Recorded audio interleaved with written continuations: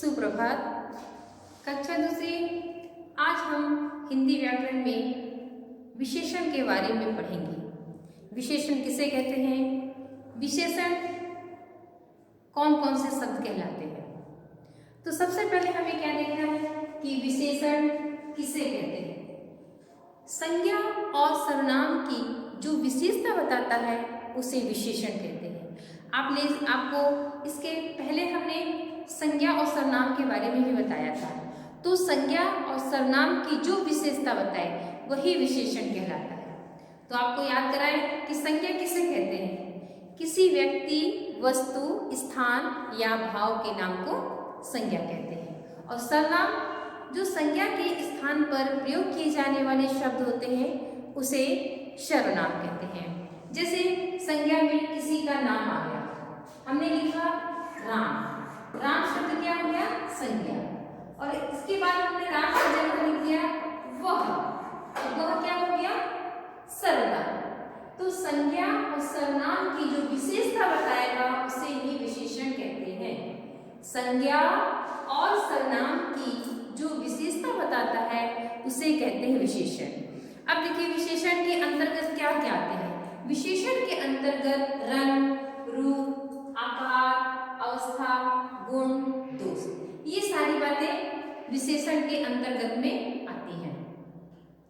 कि क्या उसका रंग है, क्या उसका रूप है, उसकी स्थिति या आकार कैसा है, उसकी कौन सी अवस्था है, उसमें क्या क्या गुण है, क्या क्या दोष है, ये सारी बातें विशेषण के अंतर्गत आती हैं।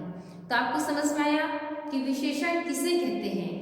संज्ञा और सर्वनाम की जो विशेषता बताए उसे कहते हैं विशेषण। देखिए ये विशेषण शब्द है, क्या क्या है विशेषण शब्द में, मोटा, दो, गरम, छोटा, मीठा, अच्छा, खट्टा, अनेक, प्यारी, कच्चा, लाल, पुराना, ऊंचा, मेहंदी, साफ, ये सारे शब्द विशेषण शब्द कहलाते हैं। तो अब हम आपको बताने जा रहे थे कि विशेषण के अंतर्गत ही आ जाता है रंग, रूप, आकार, अवस्था, गुण और दोष।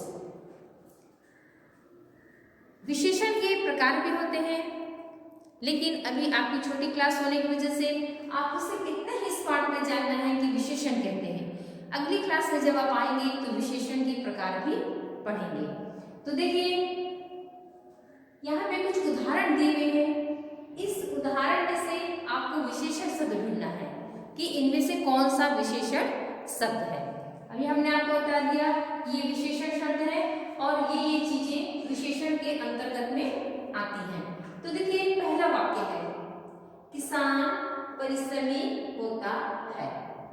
अब किसान क्या है, संज्ञा शब्द है। अब संज्ञा की हमें विशेषता ढूंढना है, चाहे संज्ञा शब्द हो चाहे सर्वनाम शब्द हो, उसकी जो विशेषता होगी वही कहलाएगा आपका विशेषण।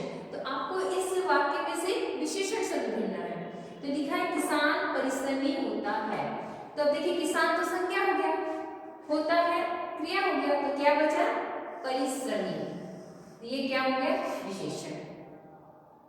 इस संज्ञा की, किसान की विशेषता क्या है कि वो परिश्रमी होता है, तो परिश्रमी शब्द कहलाया विशेषण। दूसरा, मैंने मेले से कई चीजें खरीदी।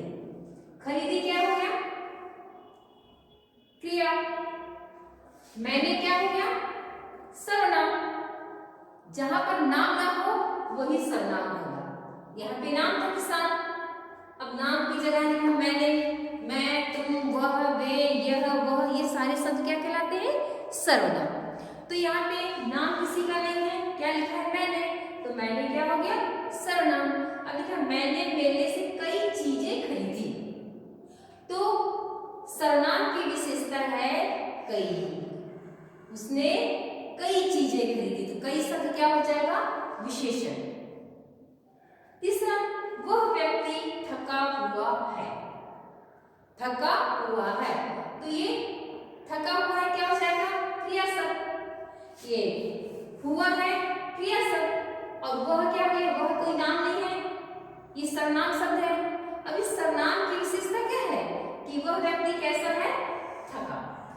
तो थका शब्द क्या हो जाएगा, विशेषण शब्द। शीशी में थोड़ा तेल बचा हुआ है। शीशी नाम है, ठीक है। तो इस शीशी की विशेषता क्या है कि जो शीशी में तेल रखा हुआ है वो कितना है, थोड़ा। तो ये थोड़ा शब्द हो गया विशेषण शब्द। कृष्णा दूसरी कक्षा में पढ़ता है। कृष्णा नाम है, कृष्णा क्या हो गया, संज्ञा शब्द। अब इसकी विशेषता है कि किस कक्षा में पढ़ता है, दूसरी। तो ये दूसरी क्या हो गया, विशेषण शब्द। कोई भी संख्या होगी, संख्या भी विशेषण शब्द कहलाएगा। बाल काले होते हैं। अब बाल हो गया संज्ञा शब्द। अब इसकी विशेषता क्या है कि बाल कैसे होते हैं, काले। तो काले शब्द क्या हो गया आपका, विशेषण। यह सुंदर है। यह क्या है, सर्वनाम शब्द। यहां नाम नहीं दिया है इसलिए सर्वनाम। तो यह सुंदर है, इसकी विशेषता क्या है कि वो सुंदर है। हाथी मोटा होता है। हाथी क्या हो गया, संज्ञा शब्द। अब इसकी विशेषता क्या है कि हाथी कैसा है, मोटा। ये हो गया विशेषण शब्द। हाथी संज्ञा और मोटा विशेषण शब्द। कोयल की आवाज मधुर होती है। कोयल, ये क्या हो गया, संज्ञा शब्द। अब कोयल की विशेषता कैसी है कि इसकी आवाज कैसी होती है, मधुर।